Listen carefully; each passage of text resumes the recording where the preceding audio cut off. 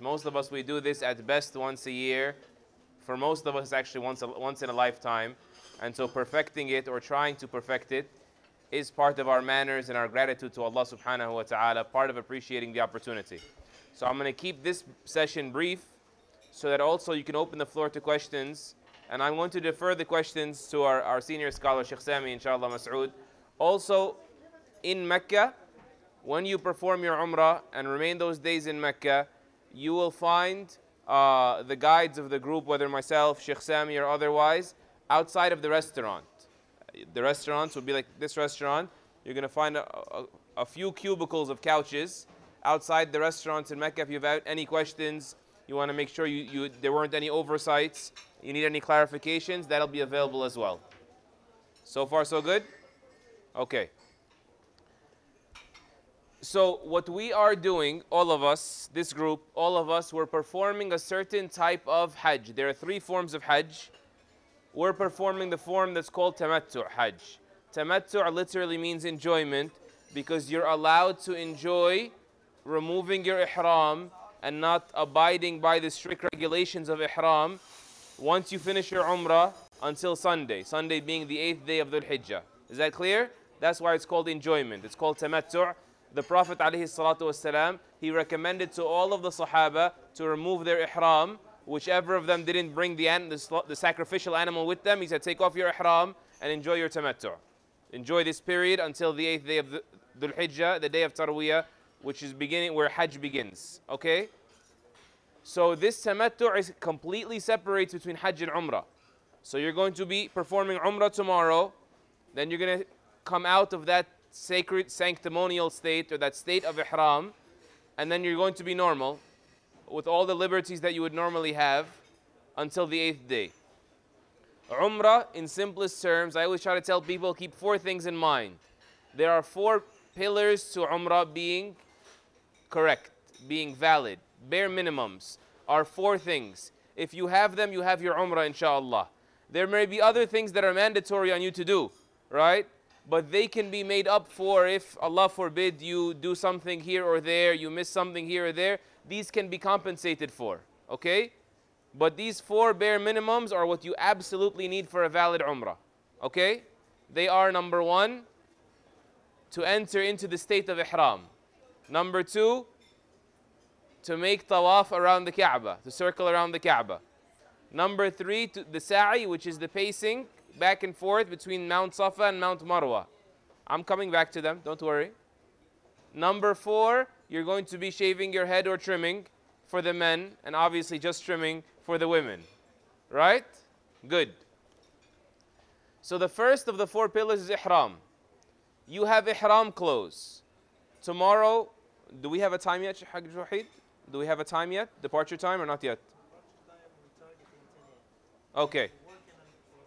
Okay. So tomorrow morning, you're going to have your, we're trying to leave at 10 a.m., which means tomorrow morning you're basically going to have your breakfast and you're going to go back to your rooms quickly and prepare for your ihrams, prepare for your Umrah.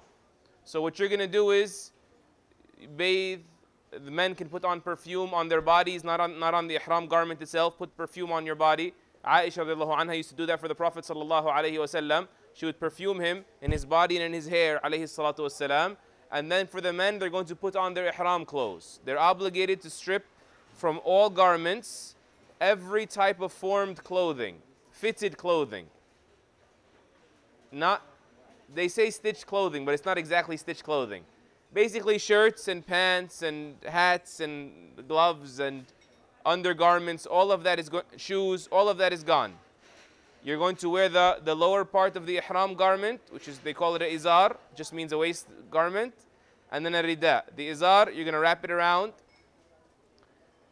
Most of the madhahib, most of the scholars permit you having a belt to hold your money pouch, or if you're afraid your awrah will show, you can hold your ihram with a belt, that's fine.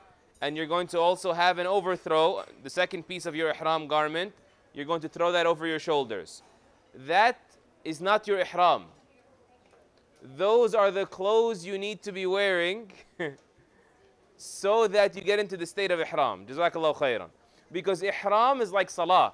You know the first takbir in salah is called takbiratul ihram. Because once you do that takbirah, once that you say that Allahu Akbar, things become haram. You can't talk anymore, you can't eat, things become haram.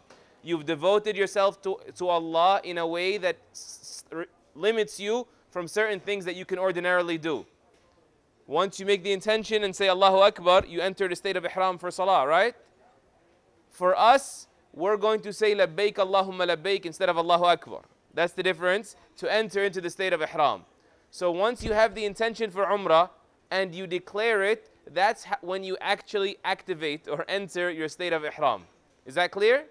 So you're going to put your clothes on, the izar and the rida for the men. Women can wear whatever they like. There's no restrictions on women except two things. The Prophet ﷺ said that a woman in ihram does not wear a niqab, meaning a face veil that's fastened on her face, that sits directly on her face, and quffazain, gloves. She can't wear gloves that are fitted around her fingers, gloves. She can't wear those things. Aside from that, she can wear whatever she wants. But regardless of what you're wearing, the men know what they're going to wear, the sisters know what they can wear. Make sure from the beginning to the end of your umrah, this is actually till the end of your life, but it's extra important during your umrah that none of your awrah shows. No parts of your body appear that Allah insists be our private regions as Muslims, right? Part of the modesty of Islam. So the men need to make sure that their ihram doesn't sit at their waist. It's all the way up to their navel, so that from the navel to the knee it's covered. For the sisters, their entire body is going to be covered, except for their face and their hands. Except for their face and their hands. We need to make sure the ihram doesn't slip. Sisters, make sure your hijab is snug. This is, again, for all throughout. This is Allah's rule on us, subhanahu wa ta'ala. We worship Allah and seek His pleasure through these rules and these guidelines. They're extra important in ihram. Doubled up now, okay? So you're going to put on those garments, and then you're going to we're going to aim for leaving at 10 o'clock. At 10 o'clock, you haven't said labbaik yet, by the way. At 10 o'clock, you're going to go to a masjid, which is the miqat, which is the point where the Prophet ﷺ designated that you need to be in a state of ihram before you pass it. Okay? So they made it convenient by building a masjid there called Masjid Abyar Ali. There's no religious significance to that masjid. It's just an opportunity for people to like catch their breath and give themselves pause, pray their 2 rak'ahs, shower if they don't have a hotel. Alhamdulillah, you have a hotel, so shower here, right? It's basically a point where people stop and get ready to say, Labbaik Allahumma umrah, okay? So once you get back on the bus from that masjid, you pray your 2 rak'ahs and get back on the bus, you're already going to have your clothes from here, from the hotel. Once you get on the bus, before the bus exits the masjid parking lot basically, say, Labbaik Allahumma umrah, okay? And your intention inside is what? This is the umrah connected with my hajj.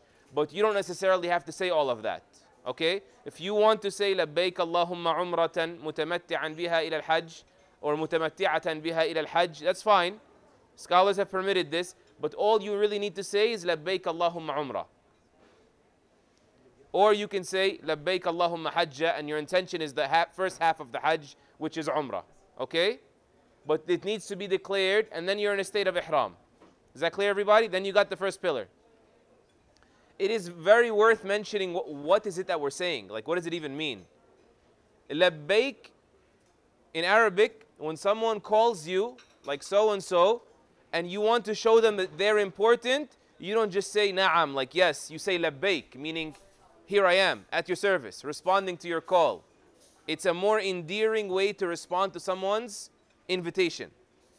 So what you're saying, here I am, O Allah, responding to your call, O Allah, for a umrah, with a umrah, basically, okay? Allah has called you to make a journey to Him.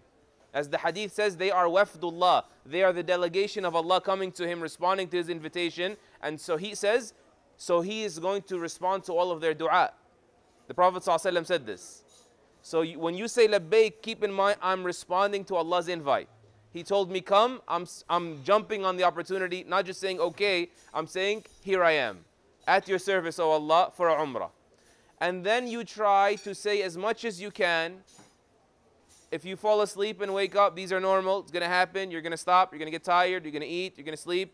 Try to minimize your eating on the road, by the way, so that you don't feel bothered, need the bathroom. We will make a stop en route. We usually make a stop about halfway through. Whoever needs to use the bathroom or anything like this, we may pray Dhuhr and Asr en route, possibly. Hajj Wahid, we may pray Dhuhr and Asr en route. Yarhamukallah. But throughout those times, every time, especially when the bus starts moving again, especially when we're actually riding, try to fill that time with the talbiyah, the saying of labbaik Allahumma labbaik, labbaik la sharika laka labbaik. Inna alhamda wal ni'mata laka wal mulk la sharika lak. Those two statements are the summary of a Muslim's life, to be honest. So you're saying labbaik Allahumma labbaik. Here I am responding to your call, O Allah, here I am. Labbaik la sharika lak. I'm responding to you and you have no partners. Meaning I don't respond to anybody else. All of my worship is yours. Then the second statement is what? Inna alhamda wa ni'mata laka wal mulk la sharika lak. All praise and all blessings and all mulk is like kingdom, sovereignty, control. All of that is yours without partners. So basically you're saying what? I'm responding to your call, O Allah, and I only respond to you because everything comes from you without partners. It's only from you, all of it. That's why you say La sharika lak in both of them. I only worship you because I only get from you, subhanahu wa ta'ala. Right? So you try to say that as much as you can, as loud as you can. The Prophet ﷺ encouraged us to raise our voices with this. He said to be loud with it. And then you're going to get to Mecca. You're going to get to Mecca. Your rooms will be ready. You can go into your rooms. You can shower. People think you can't shower. You can shower. Just like try to avoid soap. Just rinse. Don't like scrub your hair too hard, or else like you could fear being blamed for deliberately removing hair. Because when you're in ihram, you can't do certain things, right? You're not trimming your nails. You're not clipping any hairs. Right? Those are the prohibitions of ihram. I hope you read them. I hope you read them. Inshallah, you read up on them. There's booklets everywhere. It's worth studying. It's worth studying. We do this once a year at most, right? And so the mahdurat, the prohibitions of ihram, you're not going to put any clothes on. If you take a shower, you're going to put your ihram clothes back on. Sisters, you're fine. And then you're going to go make your umrah. If you want to rest, you're allowed to rest. You want to eat, you're allowed to eat. You want to shower, you're allowed to shower. These things are all fine. Okay? Just don't commit any of the prohibitions of ihram, some of which we just mentioned. Okay? Then you're going to go down for the second pillar, which is what? So sorry if I'm yelling. It's not my fault. It's his fault. Not him, the speaker system. Tawaf.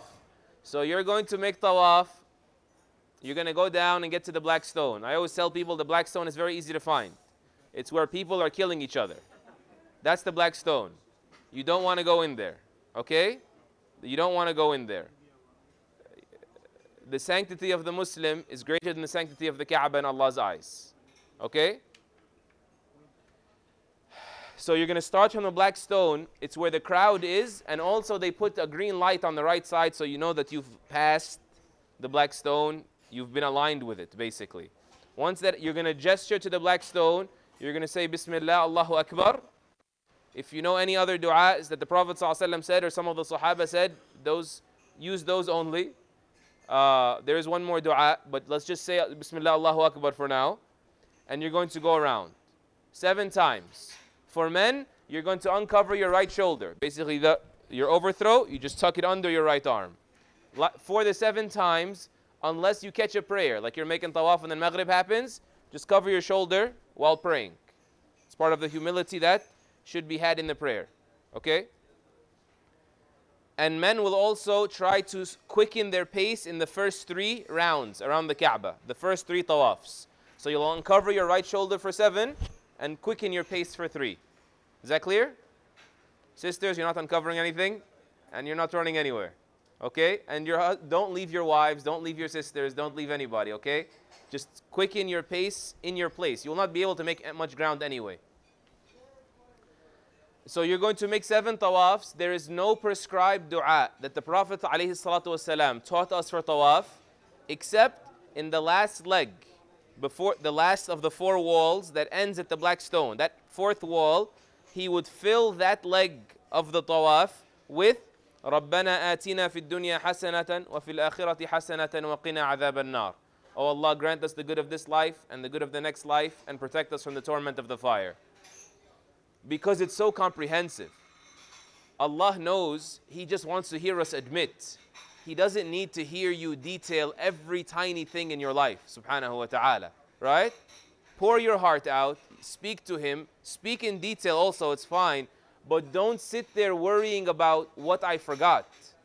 Be like the Prophet alayhi salatu wasalam. Make the du'as he made, they're the wisest du'as, and they're the most comprehensive, like they're the most all-encompassing du'as.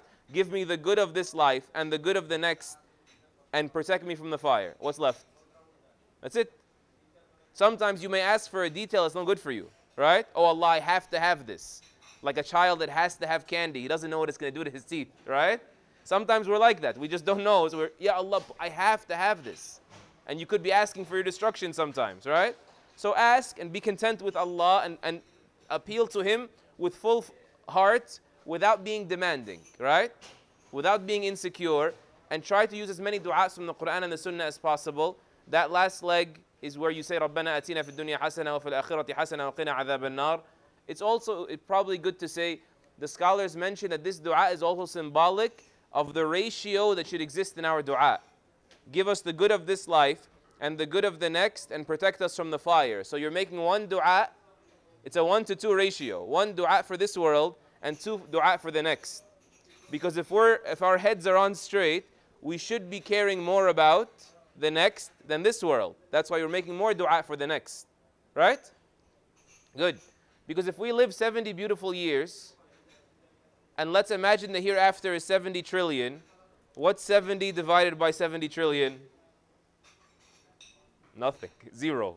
Nothing. This life is nothing. It's a dream. It's a shadow. Right? And the hereafter is not 70 trillion. It's way more than that. It's endless. And so try to keep that ratio in mind. We learn it from the example of that dua. رَبَّنَا أَتِينَا فِي الدُّنْيَا حَسَنَةً وَفِي الْآخِرَةِ حَسَنَةً وَقِنَا عَذَابَ النَّارِ. You're going to finish the 7 tawafs. You're going to find Maqam Ibrahim, the station of Ibrahim, the place where Ibrahim alayhi salam stood. Okay? You're going to align yourself with Maqam Ibrahim at any point in the masjid. You don't need to be close at all. And just make sure the Kaaba is in front of you. Don't focus so much on the maqam that you're not praying towards the Kaaba, because then your prayer would be invalid, according to all scholars. No difference of opinion on that one. So make sure you're praying towards the direction of the Kaaba with the maqam, generally speaking, between you and the Kaaba. Some scholars would consider these 2 rak'ahs mandatory, would consider them wajib, because it came in the form of a command in the Quran, of a command verb, fi'lu amr. وَاتَّخِذُوا مِن مَقَامِ إِبْرَاهِيمَ مُصَلَّى. And take from the station of Ibrahim a place of prayer. So you need to take that place as a place of prayer for you. And so you're going to pray those 2 rak'ahs. Then there is something recommended here to do. This is not mandatory. All the scholars agree this is recommended only. But you should do it if you can. To go, you'll find signs everywhere for Zamzam. Right behind Maqam Ibrahim, you'll find very close, right there, Zamzam. The Prophet ﷺ, because of the blessing of this water, the blessing of Zamzam, he drank until he couldn't drink anymore. He drank to his absolute fill from Zamzam. And then he went and gestured to the black stone one more time, like he aligned himself with the black stone one more time. Bismillah, Allahu Akbar. And then he moved on to the 3rd now pillar of Umrah. Jazakallah khairan. It's exhausting being up here. Anyway, so at Umrah, you're going to go up a Safa. There's the ayah that you recite. Inna Safa wal Marwata min sha'airillah. The Safa and Marwa are from the symbols of God. Meaning we're not worshipping mountains. We're worshipping the objects that Allah gave great respect to. They are great because Allah made them great, and we believe Allah is great, so whatever He considers great, we're going to consider great because we are His servants, subhanahu wa ta'ala. And we take great pride in being His servants, subhanahu wa ta'ala. So you recite that ayah, and there are certain du'as you should know, they're in your books, that the Prophet ﷺ made it a Safa, and then you would go down to Al-Marwa. That's already one stride, one leg.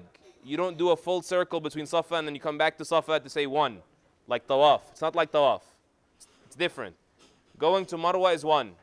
Coming back to a Safa is 2. So you will finish up at 7, you'll be at Al-Marwa. That's your 3rd pillar done. You fill all of that with dua. You'll see those green markers where people are running.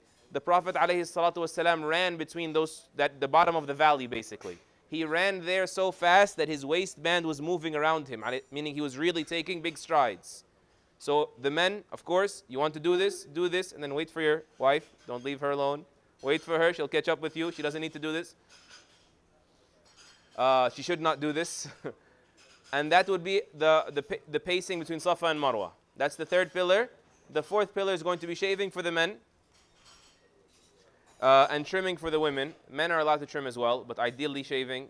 Some scholars would say trim so there's something left for Hajj, some hair left for Hajj. So if you want to trim, feel free to trim. Yeah, so when you exit the haram from the same door that you entered from. So our hotel is the clock tower. Who's done Umrah before? Okay, 26%. Okay, I'm just joking. I can't really know the numbers. 29% now. So we're in this really tall clock tower. It's the biggest building in sight. And so you can keep an eye out. Where is the clock tower? That's your hotel. So it's a very good landmark. So you're going to exit from the door that you enter from, which will put you right in front of the clock tower. Under this clock tower, there are not trenches, but there's alleyways filled with stores and tons of barbershops. You go there, 10, 12 riyal max. They give you your haircut. Okay? And then you go upstairs to your hotel. You come back out and go upstairs into your hotels, inshallah ta'ala. Sisters, you're going to be trimming your hair. You could do it for yourself, according to many scholars. You're going to have a pair of scissors. You could do it for each other. And you're going to try to take a piece of your hair. Doesn't have to be long. They estimate that the size of a cubicle of your finger is fine. So say basically take 2 centimeters, an inch off of your hair. Right? That's fine. At least 3 locks. There's going to be controversy on this between the scholars. Or from across the entire tip of your hair. Whatever Sheikh Sami decides, that's what you guys should do. Inshallah ta'ala. I don't want to throw out a bunch of opinions out there to confuse you. Sheikh al-afdal min kulli qarnin. Okay. Sheikh says just do it the safest way. Take all your hair and just take an inch from the bottom all across. Inshallah ta'ala. They say it's healthy for your hair to do it that way anyway. Okay? It's good for split ends. Anyway, so that's your umrah. That's your umrah, and don't forget us in your dua while you're making umrah, inshallah ta'ala. Are there any questions? Yes, ma'am.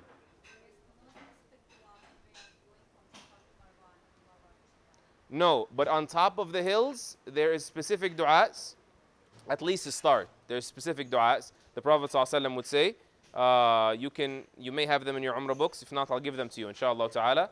They're a bit longer, a few lines, 3-4 lines.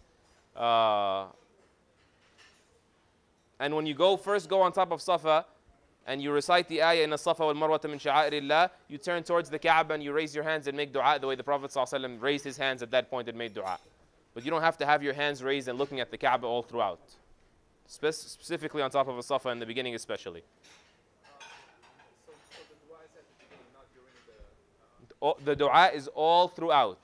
If you get exhausted or you run out of dua, some of the Sahaba used to recite Quran in a sa'i. No, you stop on top of each hill if you can, but likely the flow of traffic will not let you stop. It could be dangerous for you or for other people, and so of course that's a priority. The sanctity of a Muslim is always a priority. And your safety is always a priority. Yes?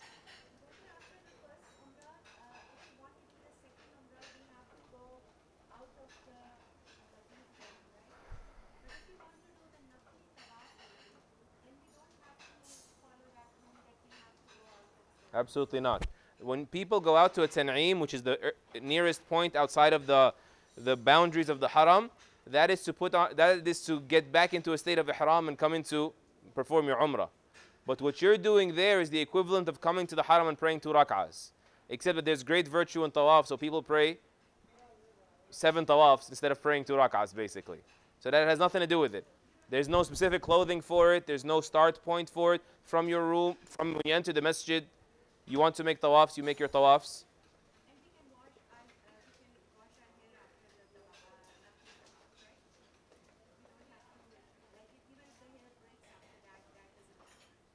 Once you finish your Umrah, there's no more restrictions until Hajj.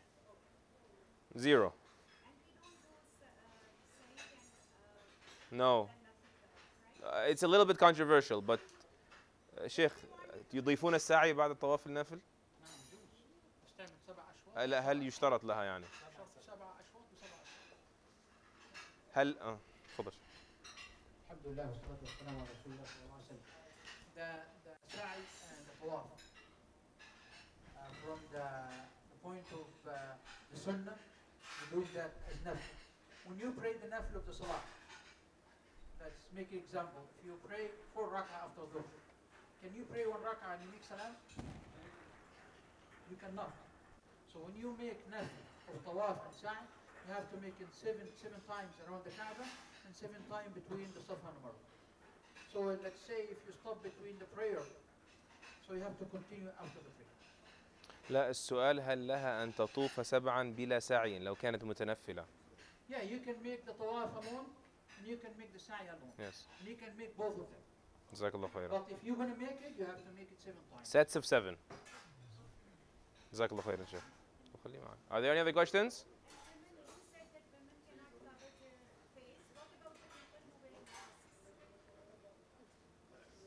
I'm not going to share what opinion I follow. I'm going to leave it for the sheikh.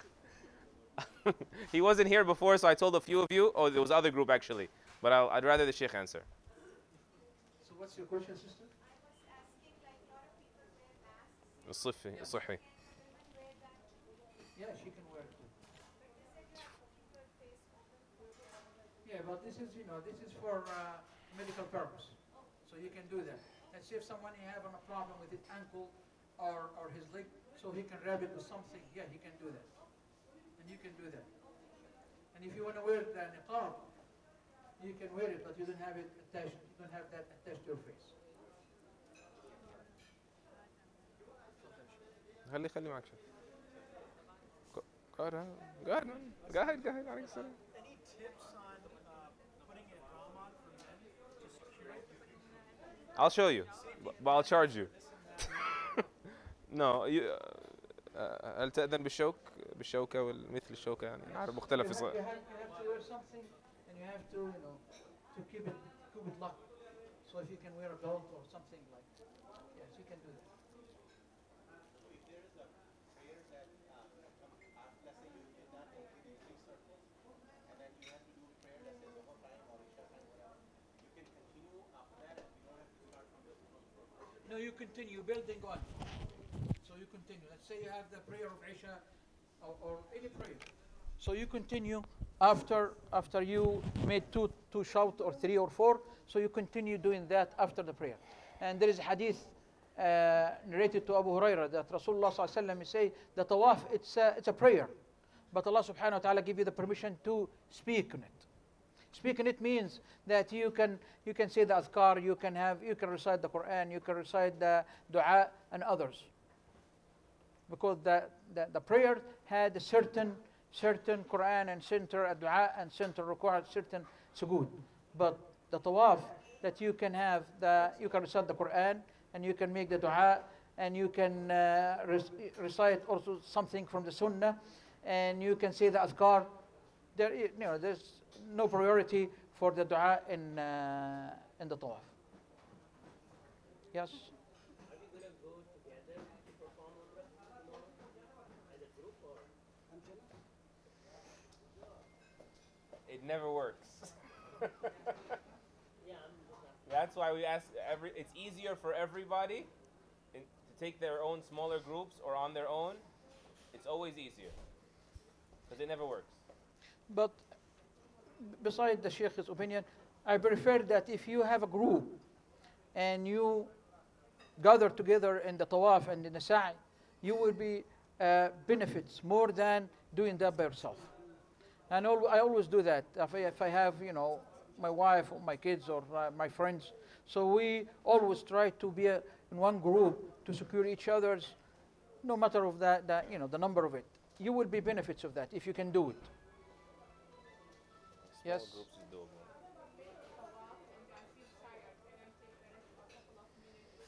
Yeah, one of the scholars, Imam Ahmad rahimahullah, he was asking about if someone he cannot continue doing the tawaf, the 7 shout, one after the other. So if he is sick, or he would like to drink, or she would like to drink some water, so can she rest and build on? Yes, she can do that. And he measured that, over continuously making the tawaf like the prayer. When you stop for the prayer, so you can build on after you finish the prayer. So if someone he cannot continue, he's sick, or there is any other reason that he can stop for a little while, so he stop in the place and continue from this place after he feel well.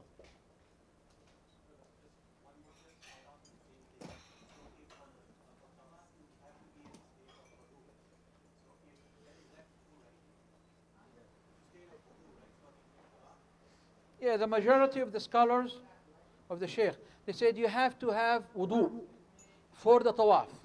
And you can do the sa'i without wudu. So you have to have wudu for the tawaf.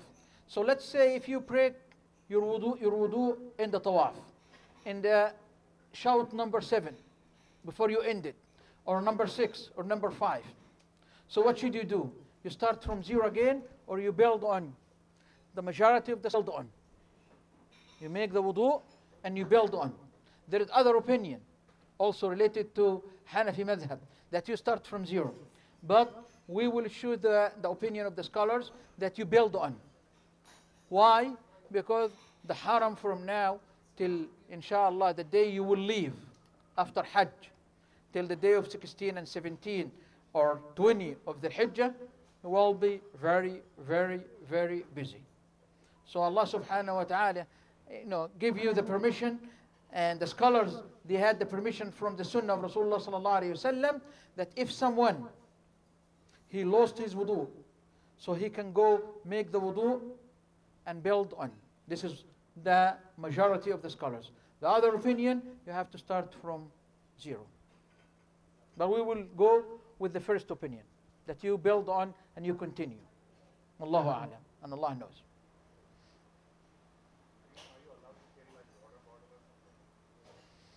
You are allowed to carry water bottle. What type of water is that? If it's Zamzam, yes. If it's not Zamzam, yes. Inshallah, inshallah. The Zamzam everywhere. So you don't have, and my experience of the Hajj, try to be light in your Hajj, everywhere. Try to minimize what you carry with you.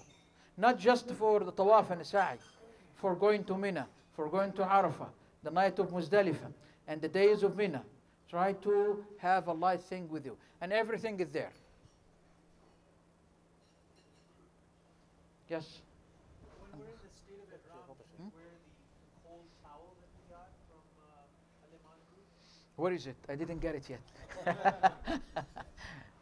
Yeah, well, anything that usable, the scholars they say, anything it's usable, and you need it, like the watch, sunglasses, and whatever, like the umbrella, wherever you're going to use it, inshallah, and it's permissible, so it's allowable to use it. And there is no punishment for it. The punishment in Hajj and in Umrah, that you're doing something by purpose.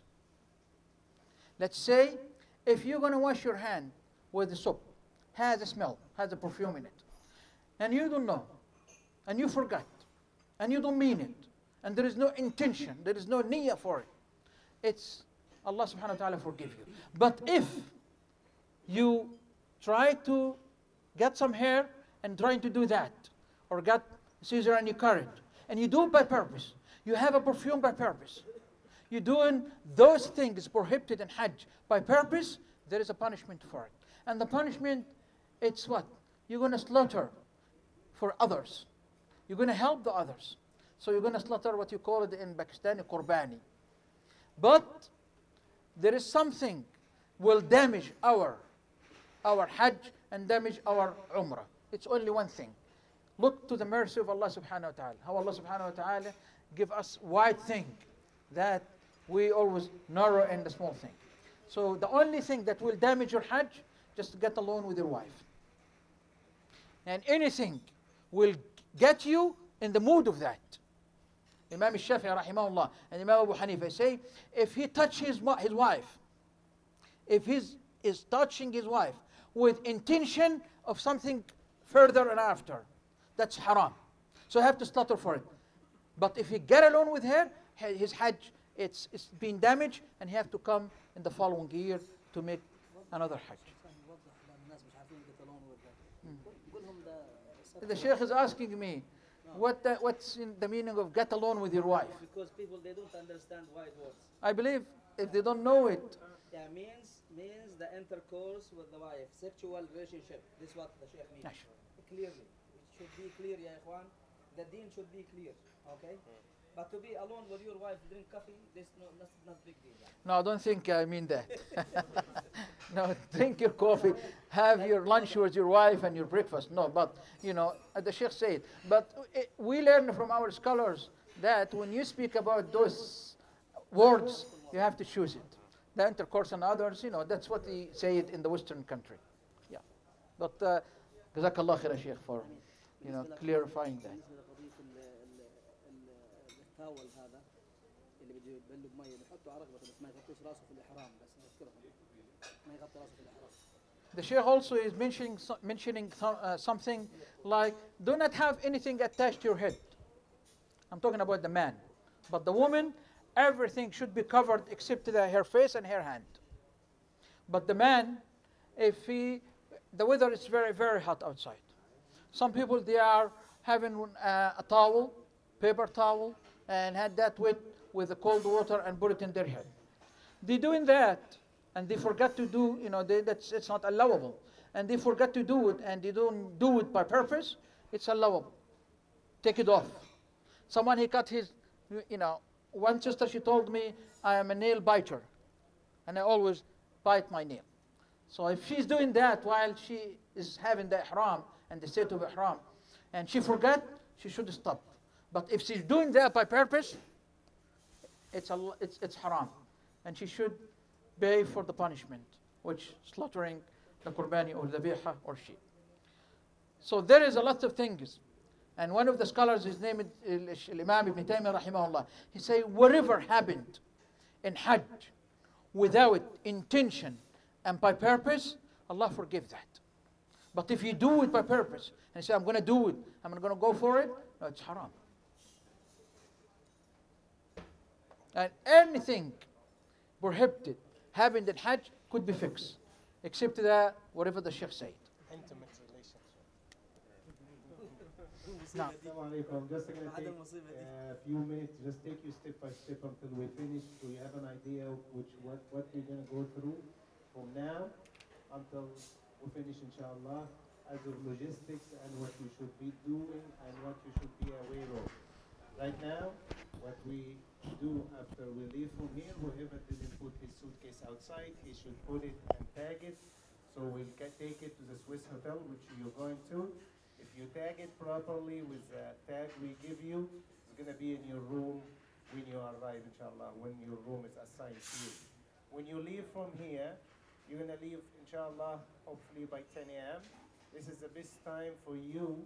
Normally, the group before you, it took them 8 hours, not 8-hour driving. You're stopping in a checkpoint. The driving, if the bus leaves from here direct into Mecca, it will be 4 hours.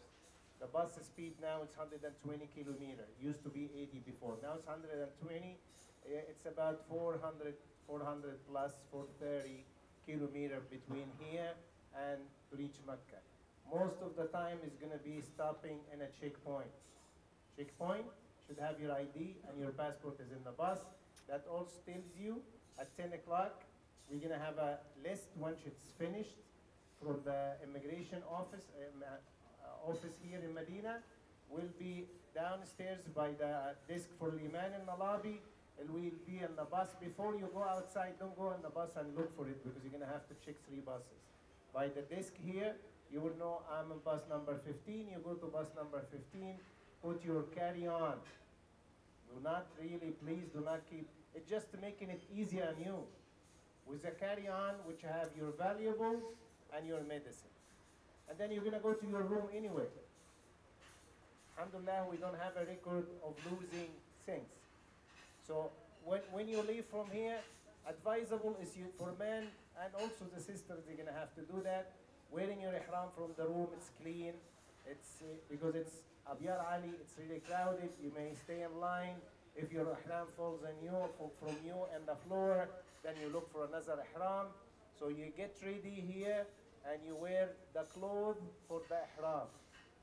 And then the ihram, you will be under the rules of the ihram once you put your intention. And you pray 2 rak'ah and do not take more than 20 minutes because everybody is waiting for you. Most likely you will pray Zuhr and Asr in the road, and by Maghrib you'll be there if we leave at 10. The reason we're leaving at 10, we're not delaying it because if you delay it, you're going to do your Umrah in the sun the second day. So if we leave at 10, we'll be there approximately by 9 p.m.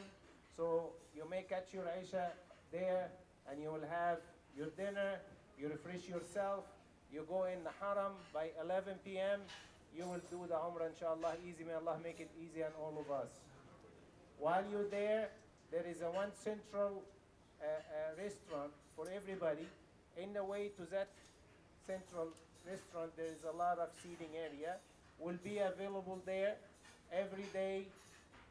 While you're coming out, we'll go in also and have our dinner and we sit there.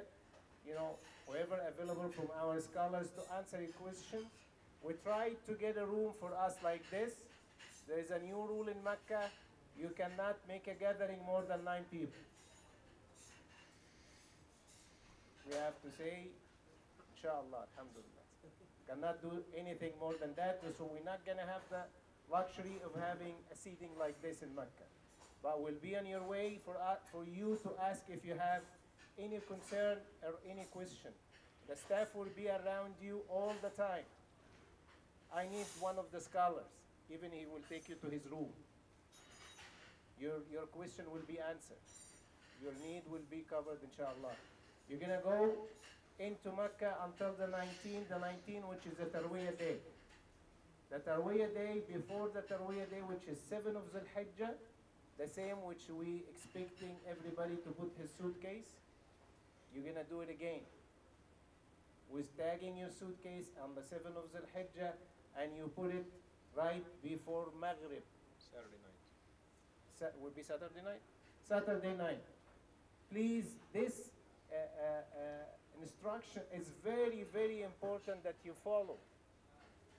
Because if you're not going to put it like by Maghrib and then we collect the luggage and we send it to your next step, which will be your Jeddah hotel, your luggage will be hanging somewhere. If you don't put it in time, we already told you Maghrib, so we're going to keep looking from Maghrib to Isha. I'm not going to look the whole night. You don't put it on the time. So please follow instruction. It will make it very, very, very easy and smooth, and inshallah, you'll have the best you ask for. So we'll take your luggage, take it to Jeddah. Buses will take you. We have 2 hotels. The Fairmont Hotel, which is a clock tower itself. The Swiss Hotel, which is the next to it. It's one complex.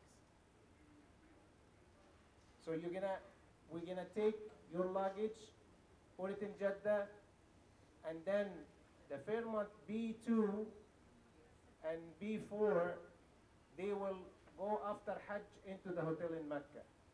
B3 and B1, you finish the Tashriq days, and then you're going to go do your farewell tawaf, and then you will go into Jeddah for 2 nights and leave.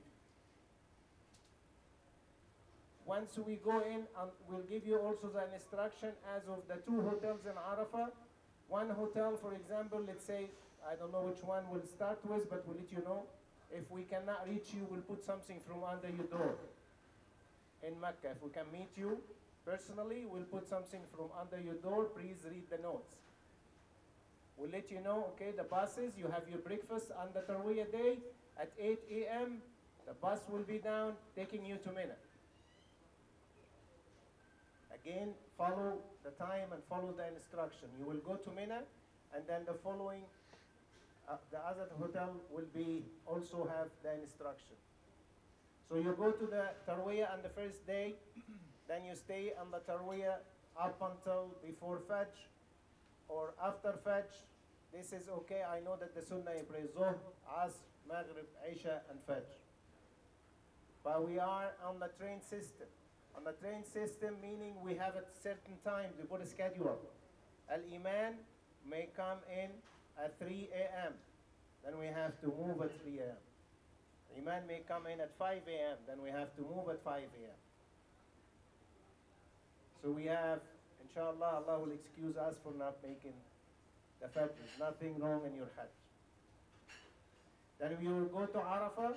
Also, please follow instructions. Stay with the group. The group will be around you. The guide will be around you with sign. If you wander a little bit far, you come back again.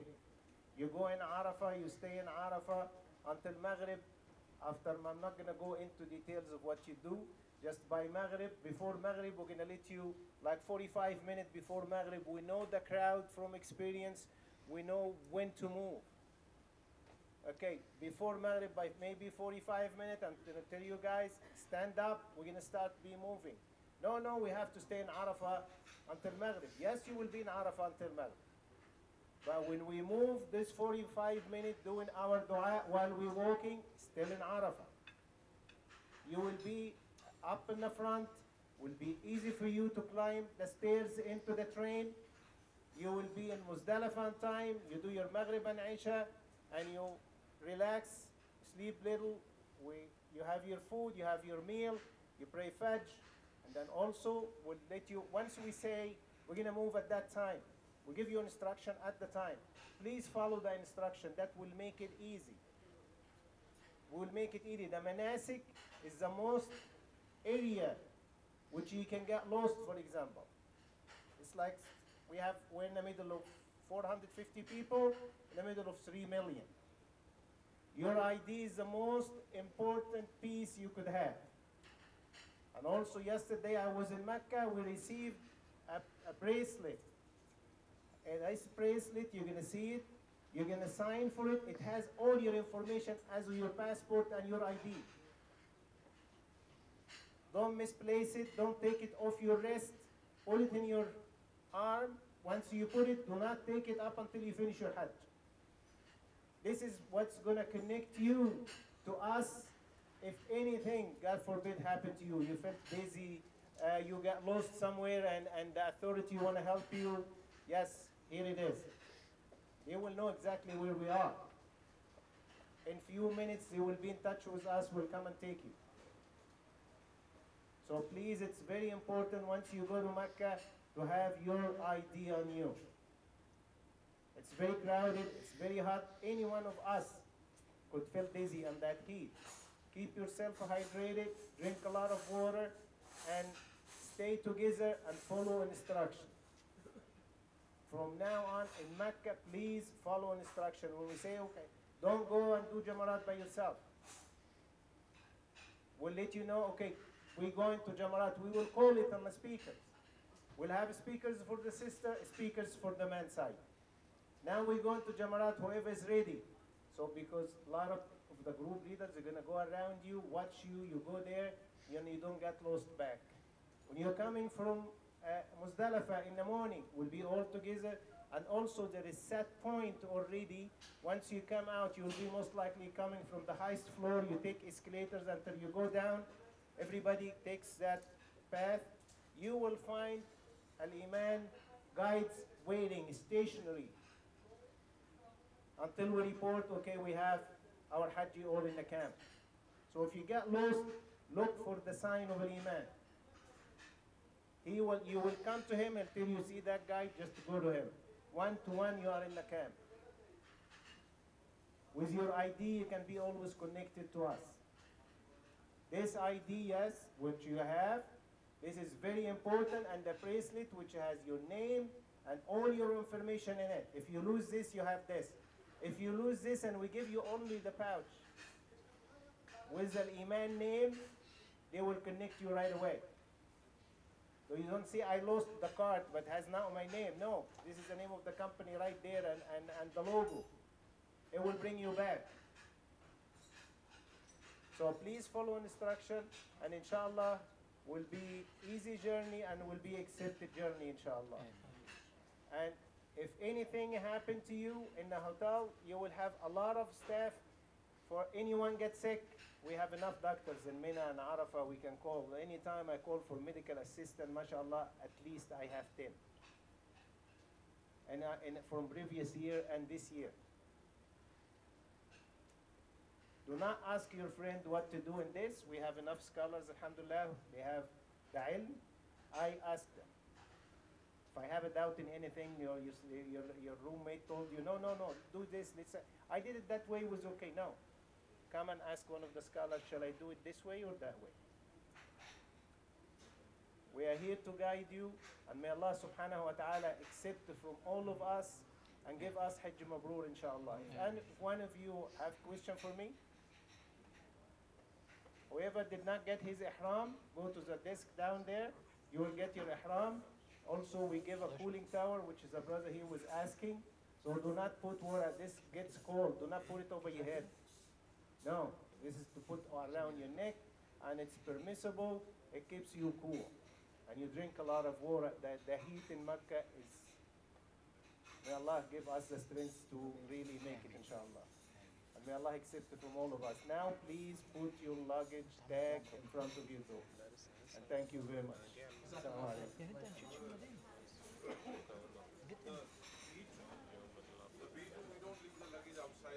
Everybody, no, B2